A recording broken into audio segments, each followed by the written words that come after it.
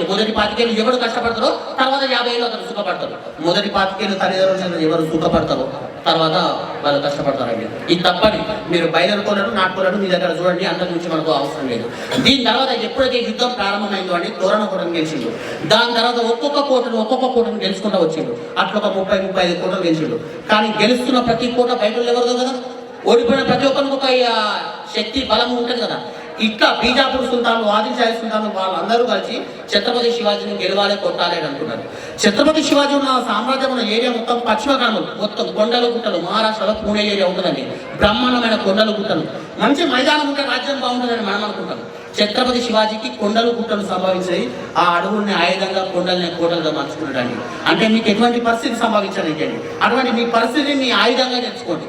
అవునా, మొన్న క్రికెట్ చూస్తున్నాం, 30 ఏళ్ళకి 4 వికెట్లు పడ్డా కదా ఇషాన్ కిషన్ కొట్టిండండి. నిలబడి కొడితే ఎప్పుడైతే టీం కఠినంగా ఉంటుందో, ఎప్పుడైతే జాతి కష్టాలలో ఉంటుందో అప్పుడు పోరాడినాడు కదండి.